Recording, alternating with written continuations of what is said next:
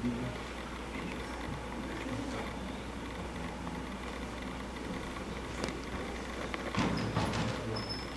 uma luz na plateia para a gente tirar a cadeira. Obrigado.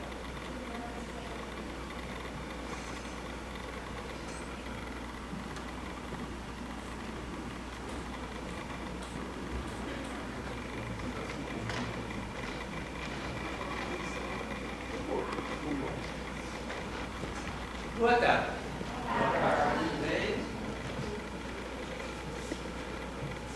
Olá.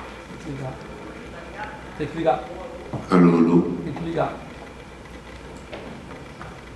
Alô. Oi, gente. Meu nome é Aniela Jordan, eu sou da Aventura Entretenimento, produtora de musicais. Estamos aqui com o Guilherme Leme, diretor do espetáculo, e o Apolo 9, diretor musical.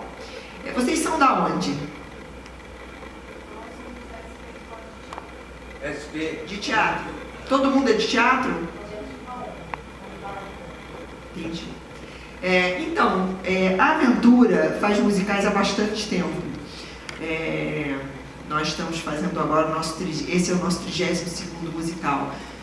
Musical é uma produção bem maior do que teatro, porque ela envolve músicos, os cantores têm que cantar, dançar e atuar, equipamento de som, equipamento de luz, muitos profissionais.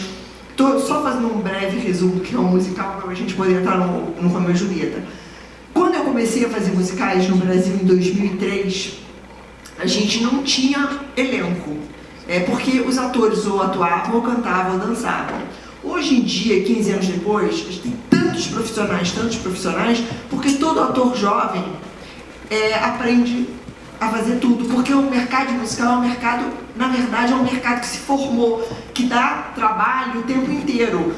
Os atores saem de um musical para o outro, então ficou um mercado muito sólido, tanto para os atores quanto para todos os outros envolvidos, para os técnicos, para os criadores, cenógrafo, figurinista, direção musical. E o mercado cresceu muito no Brasil. O Brasil é o terceiro maior produtor de musicais no mundo, depois de Nova York e Inglaterra. Então, basicamente, o mercado cresceu muito, a gente vem desenvolvendo. Hoje em dia a gente faz só musicais nacionais, a gente fala muito da nossa linguagem. Vou entrar no Romeu e Julieta. O Romeu e Julieta é um projeto que existe já há bastante tempo, do Guilherme, que me trouxe esse projeto há uns 3 anos, né? 4 anos, 5 anos. E a gente começou a desenvolver, porque também, assim, você não consegue desenvolver um projeto de um dia para o outro, porque tem que maturar, todo o projeto tem que ter uma gestação.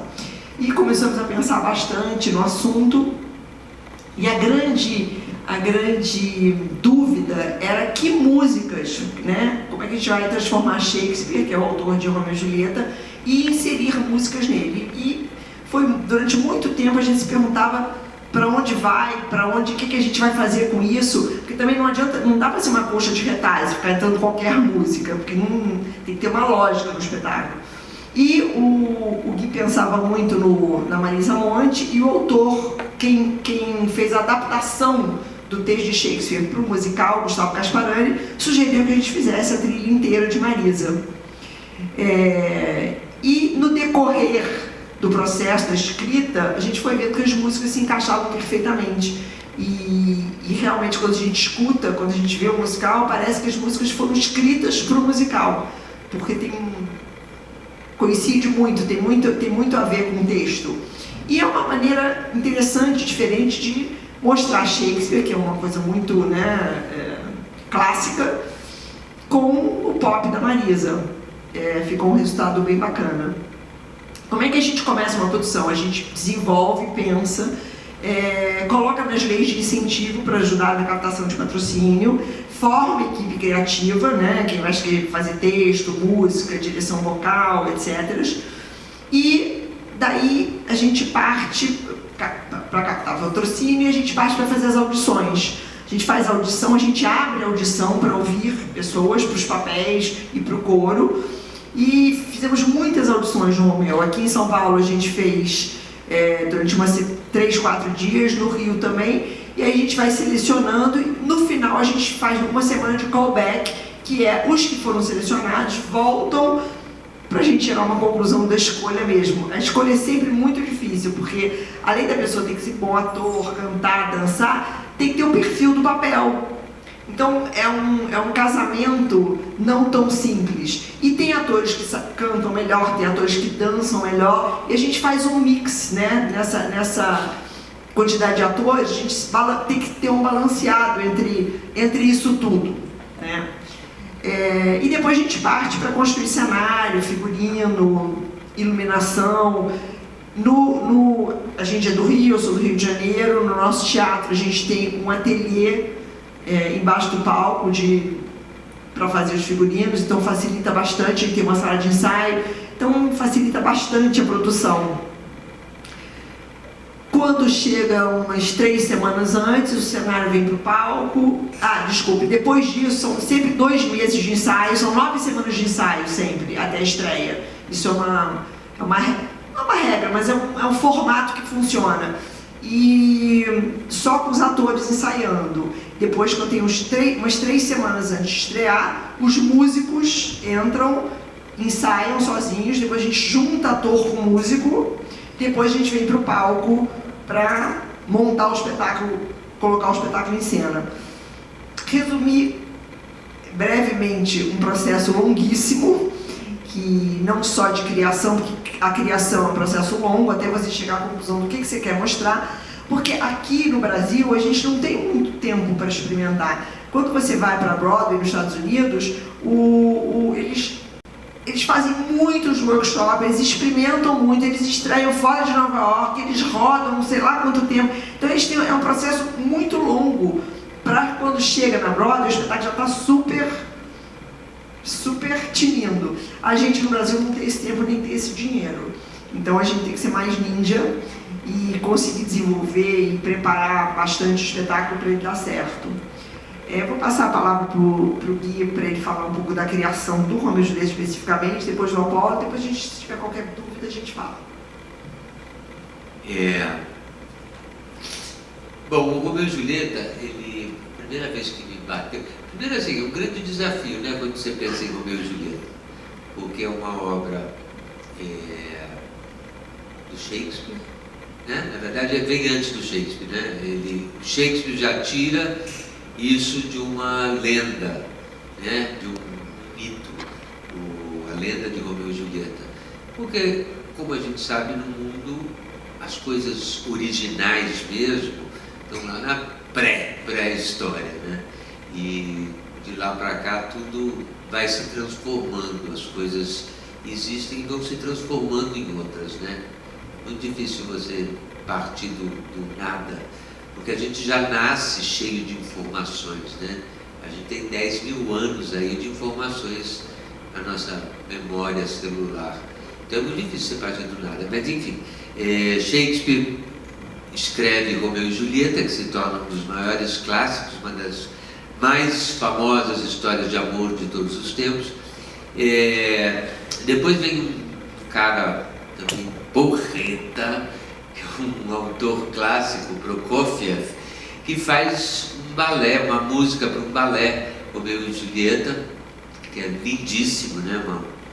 E daí torna-se também muito famosa essa obra. Ou seja, quando você começa a pensar em Romeu e Julieta, você fala assim, bom,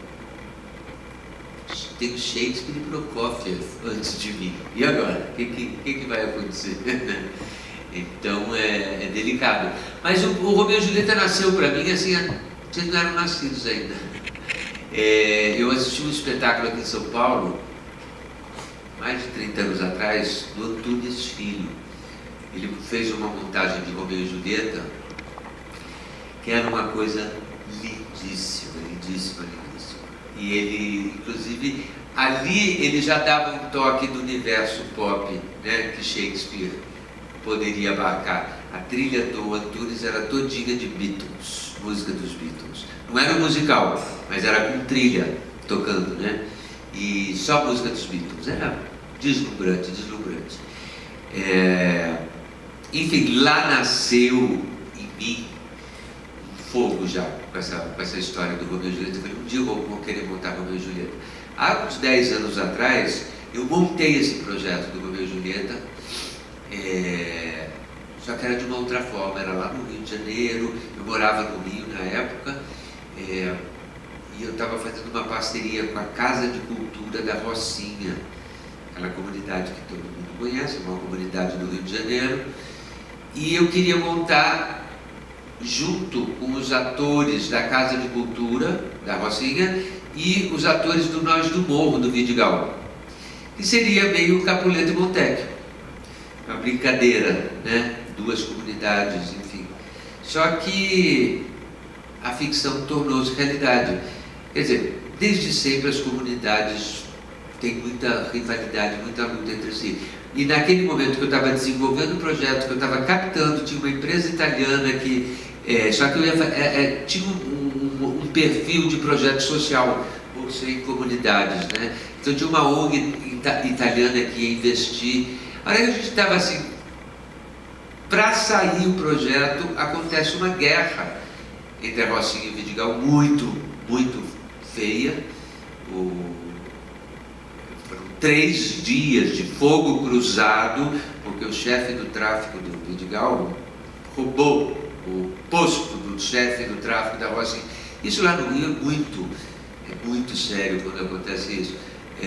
São Conrado ficou fechado 3 dias. São Conrado é uma avenida que passa ali embaixo da Rocinha, né? A autoestradas, Lagoa Barra. Foi uma coisa muito feia. E daí todo mundo fez, e agora? Não dá pra... Como você vai falar disso? A realidade está falando muito mais, né? E de uma maneira nada legal. Enfim, o projeto falou, não, para por aqui. Só que este líder do Vidigal, ele ficou 2 anos sendo chefe do tráfico na Rocinha. Ou seja, Vidigal e Rocinha durante 2 anos, não, era uma rixa horrorosa. Enfim, o projeto não conseguiu ir adiante, foi morrendo. A empresa italiana falou, tchau, não dá para investir nisso agora. O projeto dormiu. Há 5 anos atrás, eu fiz um projeto com a Daniela Jordan. Ela me chamou para fazer um musical, grandão, como ator, que era o Rock in Rio. Eu não sei se vocês ouviram falar, a gente fez aqui em São Paulo também. Aí um dia eu estou lá, ensaiando, vendo aquela... A gente estreou um teatro muito bonito lá no Rio, Teatro das Artes. Palco imenso, aquela imensidão, aquela plateia ali, tudo lindo, né?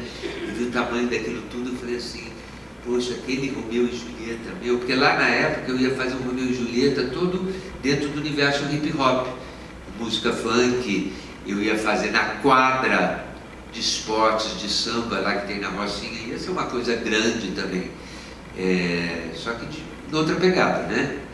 E aí eu olhei tudo aquilo e falei assim, poxa, aquele Romeu e Julieta meu precisava dessa estrutura aqui para acontecer. E falei para a Daniela, lá na época do Rock in Rio, logo que estreou o Rock in Rio, falei, queria te apresentar o projeto. Ela falou, tá bom, mano. Mandei. Claro que ela me ignorou. Demorou 1 ano. Não, ela recebe milhões de projetos, estou brincando, é que ignorou. Eu mandei o projeto, ela falou, tá, vamos conversar. 1 ano depois eu cutuquei de novo.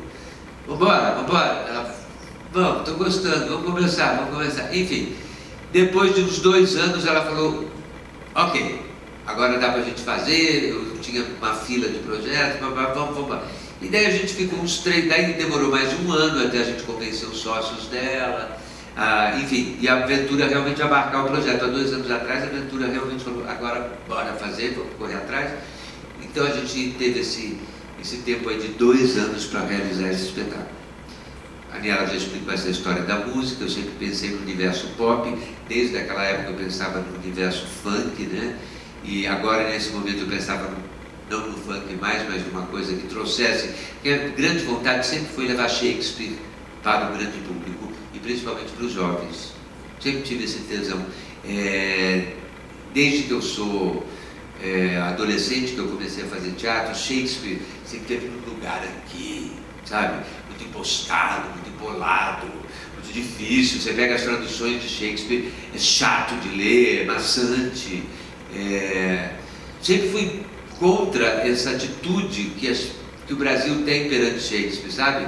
Eu falava, não, Shakespeare, na época dele, século XVI, ele fazia no Globe Theatre, que era onde ele mais apresentava as peças dele, ele escrevia peças para o povo. O Globe Theatre cabia 5.000 pessoas.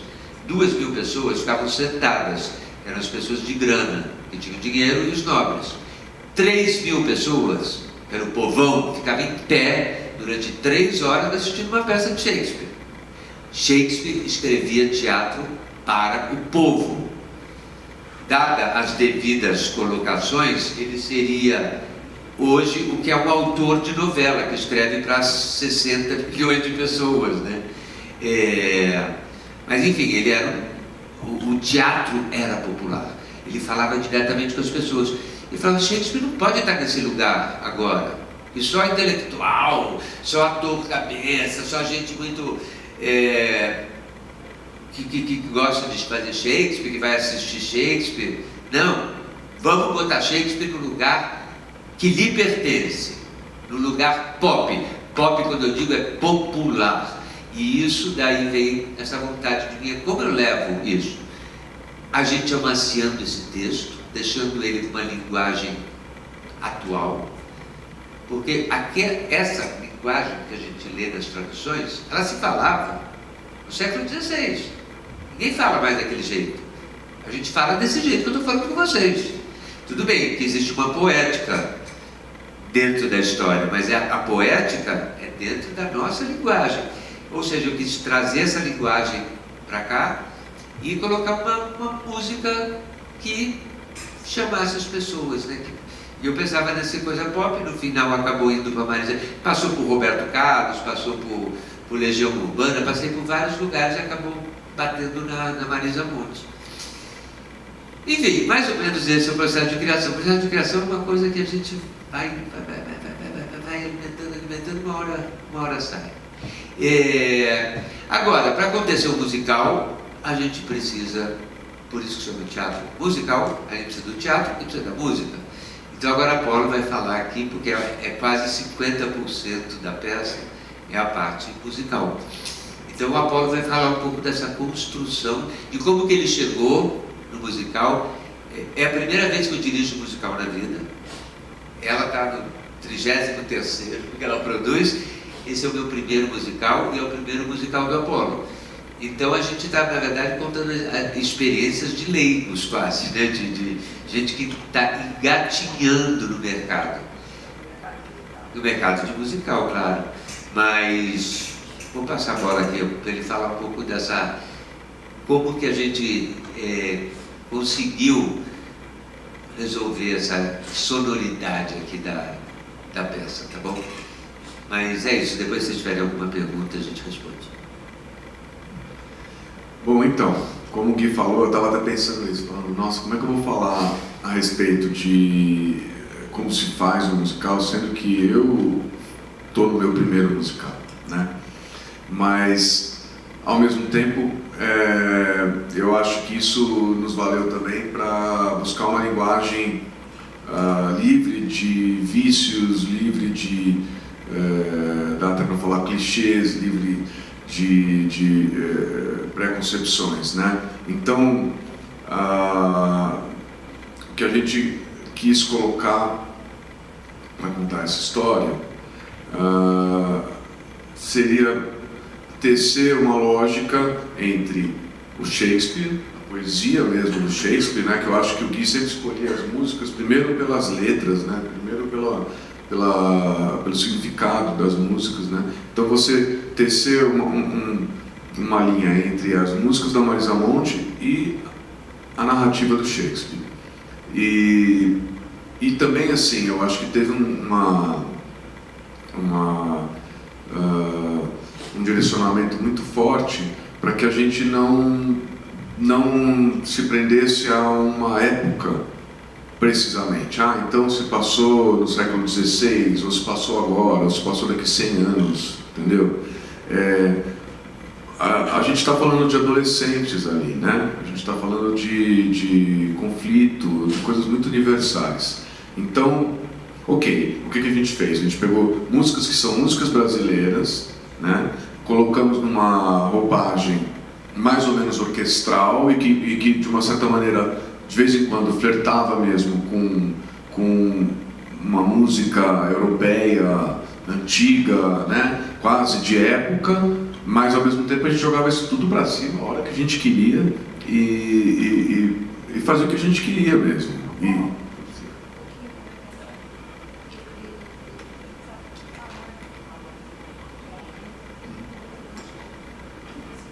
musical se transforma a música existente numa outra música, sempre. É só essa questão, não é pegar a música da Marisa e colocar em cena, é reler, fazer uma releitura das músicas. Por isso que ele está explicando isso. A gente tem né, assim, músicas que para a narrativa do espetáculo, por exemplo, Volte para o Seu Lar, foi a primeira que eu mexi de todas. Ela é uma música de guerra, né? Então a gente adaptou essa música para uma música de pessoas que vão duelar com espadas, que vão, né? Um vai matar o outro. É muito mais dramático, é muito mais pesado do que a música original, que tem todo um swing, toda uma coisa assim. Então, acho que a gente buscou essa adaptação para a narrativa, né? E sim, é uma adaptação, é uma coisa assim. Você pega a música da Marisa Monte, que é com violão, que é com instrumentos bem brasileiros, já coloca no contexto de orquestra, com violino, com tímpanos de orquestra, com os instrumentos, né? A gente buscou uma formação que fosse quase medieval. Tem um harmônio. O harmônio é um órgão de tubo mesmo, daqueles de igreja, só que ele é menor, né? Mas é uma coisa super medieval, ela soa super antiga mesmo. E aí, por exemplo, você tem uma cena que é uma festa, onde você tem beats eletrônicos mesmo, de hip hop, de trap, de música que a molecada de 17 anos ouve hoje, né? Então, acho que duas coisas aí que a gente pode observar. Eu acho que tanto Shakespeare se serve para essa adaptação atemporal, como a própria música da Marisa Monte serviu, a gente conseguiu perceber que ela funcionou por uma adaptação também, que também é atemporal, que também não localiza ela exatamente como música brasileira. A gente não teve isso, né? Acho que foi uma coisa consciente para não localizar, né? E esse trabalho de adaptação resulta quase que numa música nova. Eu acho que é isso, né? Ela resulta quase numa terceira coisa. Não é a música dela, não é a música incidental do Shakespeare, mas é uma terceira coisa. E foi isso. Eu acho que para mim, assim, esse trabalho foi muito especial. A gente teve também toda a participação dos cantores, né? Das cantoras que foram incríveis. O Jules, que é o arranjador vocal, ele conseguiu também chegar num resultado que a gente gosta muito, porque também não tem os clichês de musical, não tem os acordes moderninhos, e é isso. Acho que essa adaptação resulta numa trilha mesmo que conduz o sentimento, né? Que conduz a emoção para a peça. Uma coisa que eu acho legal também uma coisa assim que foi legal do meu trabalho com a Apollo, a gente não sabia, no começo a gente não sabia o que ia ser, né? Não tinha ideia. O Apollo até logo no comecinho ele já falou assim, pô, eu penso nos tímpanos. Ele começou a pensar já em alguma sonoridade já diferenciada, né? Mas, por exemplo, a gente trabalhou, acho que uma primeira música da Marisa Monte, e a gente se deu conta que estava muito perto da Marisa, né? E isso acontece muito igual à sonoridade que você ouve da Marisa. E daí a gente chegou à conclusão que quanto mais distante da Marisa estivesse, seria mais bacana, porque daí a gente estaria realmente dando um outro significado para aquele repertório, né? Mas foi isso mesmo que o Apollo falou. Eu acho que esses naipes que a gente tem aqui na nossa banda são naipes que se usam em orquestra. Só que o Apollo usa essa sonoridade de orquestral, quase clássica, dentro de um universo pop. Pop que eu digo assim, pop e também atemporal. Você não sabe dizer de que... A não ser na festa, porque isso eu pedi para ele, a festa que a gente tem, que é a festa dos Capuletos, onde a Julieta encontra com o Romeu, eu falei para ele, Apollo, a festa é eletrônica. Daí ele caprichou, veio com os beats eletrônicos, mas junto com essa sonoridade aí toda orquestral. É uma mistura linda, não sei se alguns já viram, ou vão ver, enfim, vocês vão perceber tudo isso que a gente está falando. Querem fazer alguma pergunta para a gente? Ok. Claro.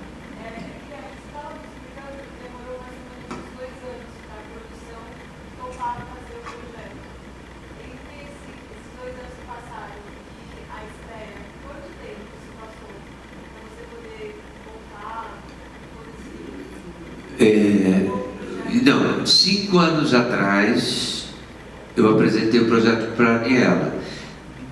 A gente demorou 2 anos até ela comprar a ideia e falou ok. Daí a gente ficou 1 ano para colocar o projeto dentro da produtora, ou seja, ela tem sócios, ela tem uma fila de projetos e ela tem captação para fazer, né, a produtora.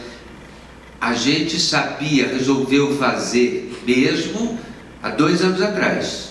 O processo começou há 5, há 2 anos atrás a gente bateu o martelo, vamos fazer, estreamos em 2018, entendeu? Daí a gente teve esses 1 ano de maturação, de eu estudando, pesquisando, blá, blá, e depois 1 ano já trabalhando com equipe, fazendo reuniões e já pensando mais, focando no trabalho, né? E a gente começou... a gente está em 2018, né? Eu acho que a primeira reunião de equipe que eu fiz foi por volta de abril de 2017, eu acho. Juro. Foi que a gente... Foi uma reunião na casa da Monique, até lembra? A Apollo acho que ainda não estava nessa época, mas a gente já tinha cenógrafa, a iluminadora... Gustavo Gasparani não estava ainda. Foi quando começou, assim, e de abril até... foi exatamente 1 ano a partir da primeira reunião, até a gente estrear. É igual uma gestação. É que nem filho, assim, se você não faz isso, e olha que eu já fiz espetáculos que não teve isso, e não foram bons. Porque precisa, porque vai mudando, aí você vai pensando, aí experimenta uma coisa, não é bem aquilo, muda. Se você não tem tempo de fazer isso, acaba que o espetáculo sai do jeito que dá. E projeto de teatro, todo projeto, né? A Aniela, como produtora, pode dizer até melhor que eu, mas eu também produzi muita coisa durante toda a minha vida, tudo que eu fiz no teatro, a maioria eu produzi. É difícil um projeto nascer assim. Vamos fazer isso? Tá, então quando a gente... Não, pera, tem que montar o projeto, tem que amadurecer, tem que montar a equipe, tem que captar, tem que achar teatro, tem que achar pauta. Você nunca consegue logo de cara patrocínio ou patrocínio, encaixar ele numa instituição que queira fazer o projeto. Sempre um projeto, pelo menos na minha... Oi? Pode.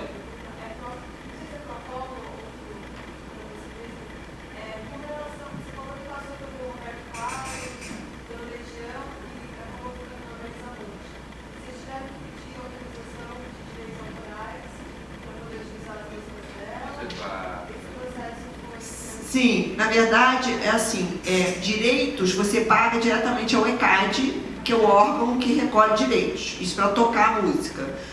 O que a gente pediu de autorização é usar o nome da Marisa Monte, né? Tanto que assim, o título é Romeu e Julieta, o som de Marisa Monte. Então, para usar, para ela se envolver, para ela, enfim, você não usar a obra de alguém sem autorização desse alguém. São duas coisas diferentes. Uma coisa é que você paga pelos direitos de composição. Outra coisa é que você conversa, negocia e paga para a pessoa estar a fim de fazer o projeto também, assim, estar presente. E ela topou, o Gustavo Gasparani, que fez a adaptação, já era muito amigo dela, então ela já foi mais fácil, porque ela tinha confiança. E ela não quis assistir nenhum ensaio. A gente perguntou se queria, ela não quis assistir nenhum ensaio. Então no dia da estreia a gente estava super nervoso. Ai meu Deus, será que a Marisa vai curtir? E a Marisa levou a família toda, não sei o quê. E assim, a família inteira chorava, assim, que deve ser muito emocionante para alguém que escreve uma obra enorme ver sua obra retratada de um outro jeito, e lindamente, assim. E eu brinquei com ela, falei, você nem sabia, mas quando você pensou nesse repertório todo, no inconsciente você já sabia que era para Romeu e Julieta, que parece que foi escrito para essa peça, encaixa muito bem. Mais alguém?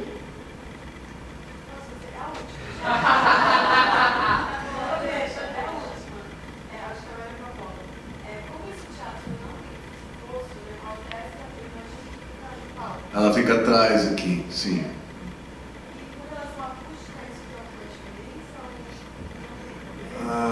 Não tem. Eu acho que assim, existe um trabalho, por exemplo, existiu uma diferença, apesar de que a disposição era igual, no trabalho que a gente fez no Teatro Cachoeiro, no Rio, que é um teatro centenário, antigo, com uma acústica mais pensada em música orquestral da época, sei lá, né?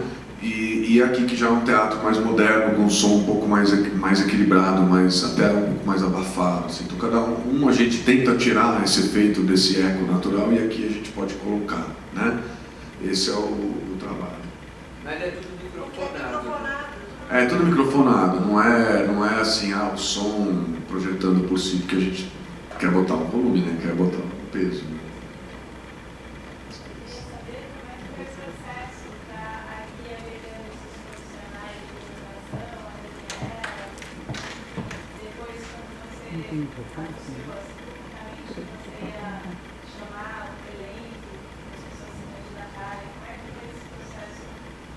Então, como eu disse, um ano atrás eu comecei a montar a equipe, a pensar quem iria fazer parte dessa equipe, né? Daí comecei a pesquisar. A Daniela Thomas, eu trabalhei com ela já há muito tempo atrás, eu conheço muito a Daniela e eu sou apaixonado pelo trabalho dela. Então a Daniela sempre esteve na minha cabeça. Chamei a Daniela e ela topou. Fiquei pesquisando quem faria figurino. Aí você começa a pensar nos vários figurinistas, mas como eu queria levar para um outro universo, sabe, também, eu acabei chamando uma pessoa que faz moda, que é o João Pimenta, que faz teatro de vez em quando, pouco, mas ele é um estilista. Assim como o Apolo não é diretor de musical, o Apolo ele é músico, mas ele é um produtor musical, entendeu? Eu quis dar esse diferencial para a gente sair um pouco de uma escola de musical, sabe? Que as pessoas um pouco têm na cabeça, uma escola meio inglesa, americana, né? Que é normal, que tem, porque é de lá que vem tudo isso. Mas enfim, para a gente experimentar outras possibilidades. Eu gosto sempre de experimentar muito no teatro. E sair para outras vertentes, sabe? Chamar artista plástico, chamar gente que é de outra área, para dar atrito mesmo. Eu acho que você só engrandece o trabalho. E eu chamei Daniela e comecei a chamar aos poucos. Daí eu conheci o João Pimenta, apaixonei pelo trabalho dele, chamei João Pimenta. Daí conheci a Apolo, chamei a Apolo. Ou seja, você vai montando sua equipezinha, fazendo reunião, papapá. Enquanto isso, paralelamente, estamos pensando no texto, estamos pensando nos personagens, estamos pensando nisso tudo. E daí você detona mais ou menos uns 4 meses antes de começar a ensaiar, detona um processo de testes para elenco, né? Você já está com a sua equipe, já sei mais ou menos o que eu quero, já sei mais ou menos as músicas, já tenho o texto, algumas partes do texto. Às vezes você não tem tudo, porque você está há 4 meses ainda de começar o processo, né? Mas a gente já sabia algumas músicas que eram certeza, algumas cenas eu já tinha escrito, daí a produção detona os testes, a audição que a gente chama. Daí são convocadas as pessoas, está aberto, o teste está aberto para todo mundo. Inclusive, nós estamos com um teste aberto para o nosso próximo musical, que é Merlin. Se vocês entrarem lá no site da Aventura, né? Aventura Entretenimento, vocês vão lá encontrar, tem uma chamada para um teste que vai ter em novembro aí, para esse musical. E a iluminação, como é que você pensou nisso? Porque eu assisti a peça, eu achei assim, muito bonita mesmo. Assim. Então, a iluminação foi engraçado, porque eu tinha dúvida quem ia fazer. Inclusive a Daniela também tinha, porque a Daniela ela é muito rigorosa no cenário dela. Tem que saber iluminar o cenário, porque não pode lavar. Daí eu fiquei muito, né, pensando quem seria. E daí tem essa grande amiga minha, que é uma diretora de cinema, diretora de teatro, produtora, chama Monique Gardenberg. Eu tinha chamado ela lá no começo para me ajudar a pensar essa coisa musical. Que sonoridade seria, né? E ela falou que eu não posso participar disso, porque eu acho que isso está muito ligado com quem faz a adaptação. Eu falei, ok. Ela falou, mas tem uma coisa que eu gostaria de fazer, luz. E ela realmente, quando ela não faz as luzes de teatro, acaba fazendo, a gente como diretor sempre acaba fazendo, né, dividindo um pouco, porque a gente dá diretriz. Mas ela faz muito luz de show, ela dirige muito show. E ela que faz as luzes do show. Junto com técnica, ela pega um cara fodão, assim, bacana. No caso, ela trabalha muito com o Binho Schaffer lá do Rio. E ela meio que cria luz. Eu gostaria de fazer a luz. Eu falei, então tá bom. Ela falou, só não sei a parte técnica. Aí eu chamei uma outra minha amiga, que é iluminadora, que é mais técnica. E daí eu juntei as duas, eu falei, então, criei uma dupla ali. E deu certo. Entrou mais no final, quer dizer, a Monique estava aqui em São Paulo, ela não acompanhou os ensaios. A Adriana, que era do Rio, ela frequentava bastante os ensaios e ia filmando, gravando a peça, os ensaios e mandando para a Monique. E é claro, daí elas já vão assistindo o ensaio e já vão pensando no possível desenho de luz. A gente já começa a conversar sobre textura da luz, sobre cor que a gente vai usar, que tipo de cor, ou seja, começando a levantar os conceitos daquela luz que vai ser criada, né? Mas assim, efetivamente, elas montaram a luz, elas entraram para montar a luz 15 dias antes. Já tinha um preset no computador, hoje em dia você faz tudo no computador, né? Você desenha toda a luz em 3D, já tinha isso pré-setado, pré-feito. Mas ela deu 15 dias que elas entraram e terminaram a luz. Gente, a gente tem um certo cronograma aqui, tem que liberar para os atores agora fazerem aquecimento vocal, aquecimento corporal, lutarem de espada, enfim, tem todo um ritual aí para ser seguido, porque 4 horas a gente tem sessão. Muito obrigado pela presença de vocês.